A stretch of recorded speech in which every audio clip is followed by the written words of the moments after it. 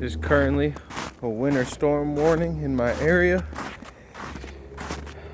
I'm outside going on a run, 20 pounds on my back. Now let me ask you a question. Do you think I was motivated to go out and do this? The answer is no. I had no motivation whatsoever to go out in this snowy, cold weather, leave my nice warm house to go out and walk for 45 minutes. So why do I do it?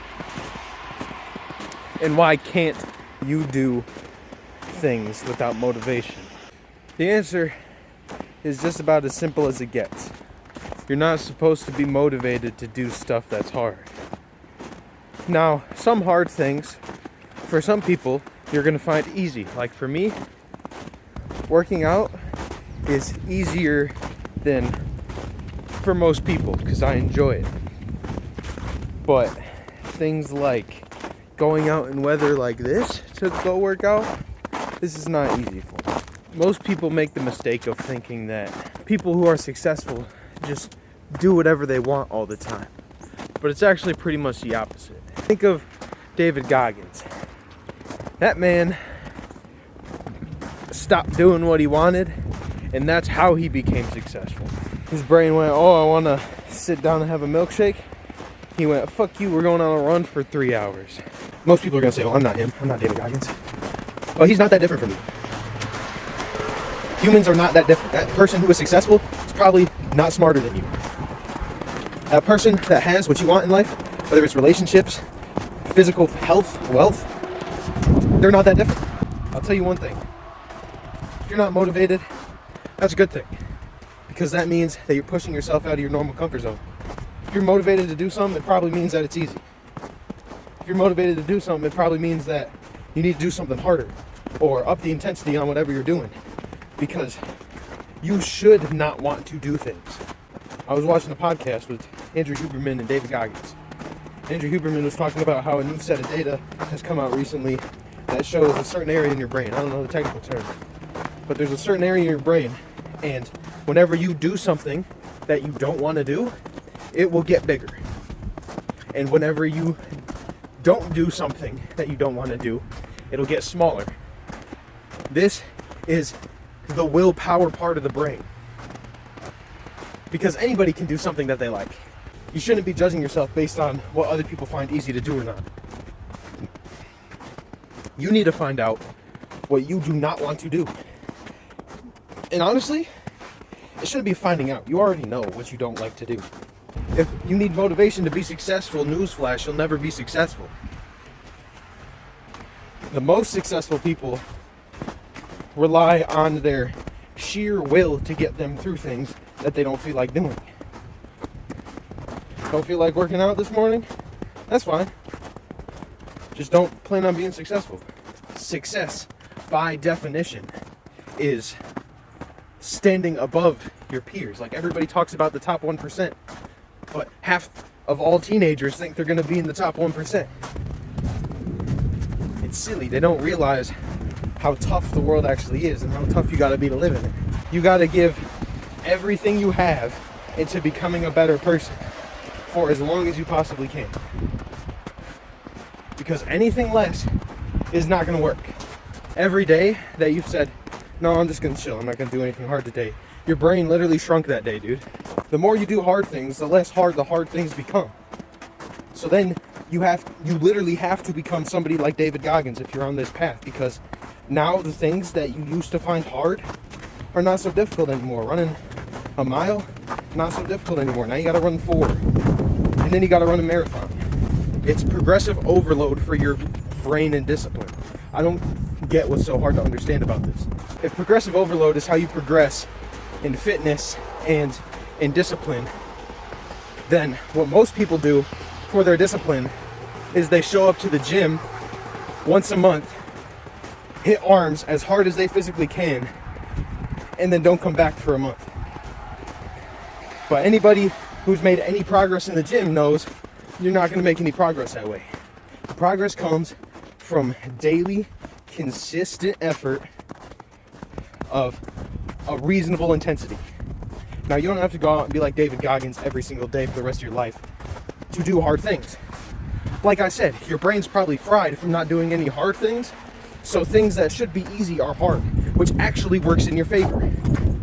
Because now, instead of having to be like David Goggins and to run for 20 hours straight to do something hard, now all you have to do is clean your room and not smell like ass to do something hard.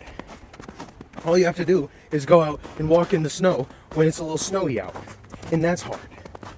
Everybody wants to be successful, but nobody wants to do 1% more than they did yesterday because they felt like they did enough yesterday. Which, yes, you might have, because enough is defined as 1% more than the day before, so yeah, maybe you did enough yesterday. But that does not mean you did enough today. Yeah, I found a way to beat addiction, but the problem is that it only works one day at a time. Discipline works the same way. The only people who are disciplined are people who, every single day when they wake up, they choose to be a disciplined person. It's not that they're inherently disciplined, it's that they choose that every single day. They choose to do hard things. It's not a matter of wanting to do it, because that is not what discipline is. If it was easy for them to do it, they wouldn't be disciplined. That's the whole point. Just think about the impact David Goggins could have not had. He is a man among men, inspiring millions of people right now. He could have just been a nobody pest control man. That could have been his whole life. And nobody would have thought any different. So if you are a nobody who, if you dropped off the face of the earth today, nobody would care, realize you can change that. And it's simple to change that. All you gotta do is do hard things. Now, I said simple, but it's not easy. The point is that it's not easy. Just remember that. If it's easy, you're doing it wrong. If it's hard, and then you want to quit, and you think, fuck, I gotta do this again, and again, and again, and again, and you wake up every single day like, fuck, I wish I could just go back to bed. And then you flip the switch, and you say, well, it'd be really hard to get out of bed right now. So then you get out of bed. And you go, man, it'd be really hard to just throw my shoes on and go out on a walk right now. So that's what you do. And then eventually, although it doesn't become easier, it becomes automatic. You shouldn't just be doing one hard thing. Like if I just did these walks and this was the only hard thing I was doing, I would be doing a disservice to myself, because I'd be thinking I'm progressive overloading my discipline by doing this. But people don't realize is that you have different levels of resistance to different things. So while it might become easier and easier for me to go outside and go on this ruck in the snow because I've made the decision to do that over and over, that does not make it any easier to go approach a woman I might want to talk to. So if I don't do that along with doing this, then my discipline will stagnate if I keep doing this and nothing else. It's like working different muscle groups.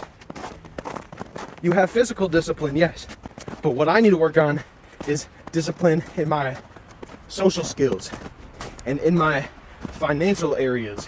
You gotta face that. And once you're able to face those little situations over and over, then now what was this big giant hurdle of talking to a girl you might want to talk to now is just like, okay, I've talked to hundreds of other people before this and she's not any different. This applies to every area in life, man. Progressive overload everything. And one of the biggest ones that nobody focuses on in this self-improvement type content is spiritually. Spiritually, man, that's the biggest one. It's the most important one. Because where do you go after you die? Right? You don't believe we have a soul. I can't save you because I can't make you realize that. But if you realize that you have a soul and you are more than just your physical body, then we have something to talk about, all right? Because you can be the most physically, financially, relationship, emotionally disciplined in the entire world. But But if you are not spiritually disciplined, when you die, none of that matters. You have to be spiritually disciplined. Now, what does that mean to me? Spiritually disciplined means being willing to serve the Most High. That is spiritual discipline, because it says it's the same thing as every other form of discipline. It's doing what's hard. Doing not what you want to do, but what is best, which is almost always suffering. Suffering is almost always the answer. Most people in my world, in America, rural America, they do everything they possibly can to avoid suffering. They take drugs, they drink, they play video games. Now, if you like doing those things, that's fine. But you just realize that you are escaping from suffering that might be beneficial to you in the long term. I know that seems counterintuitive. Suffering is beneficial? What the hell are you talking about? It's the whole point I've been trying to make the whole time. Not everything is as black and white as the world makes it out to be. Suffering is just as good as the good things are bad for you. Drugs and alcohol and video games and social media, these things are all good in the sense that they make you feel good in the moment you do them. And they help you escape from reality, which sometimes can be good.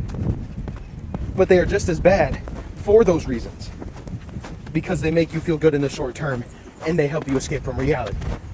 Because when all you do are good things, then all of a sudden, now your brain area it grows when you do hard things. It hasn't done hard things in a really long time. So now this brain area is really tiny. So now doing anything that does not feel good feels insurmountably hard. It feels like a Herculean effort. When you choose actively to say that in your free time you wish to escape reality more than you like to live in it, you are essentially saying that you are okay with how hard your life is going to become. Because it isn't supposed to get easier. It isn't supposed to be easy. Life is always going to get harder, and it should.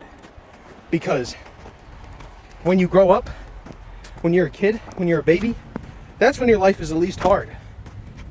And yet, when you grow up, guess what? You're still crying and upset and mad and sad, often. So, I say this to say that regardless of how you feel emotionally, you should strive to do hard things. Because you're never going to want to feel like doing hard things. It is against our nature. Our emotions tell us to stay inside and stay cozy and stay warm because it feels good. And yes, it does feel good.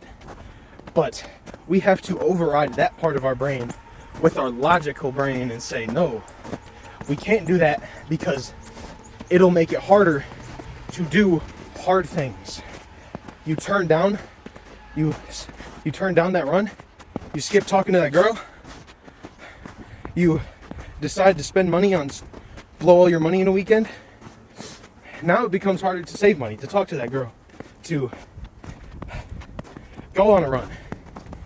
And then because it's hard, you don't do it. And this is now compounding over time. When you do the things that are good, they make your life harder. So they make hard things harder. And often the hard things are beneficial to you. So what does that mean? You're making it easier for yourself to do bad things. And I say bad things because often, like what I said earlier, what feels good over time does not end up with a good result for you. So where does the drinking, smoking, fast food, video game, social media lifestyle lead you after 5, 10, 15, 20, 30 years?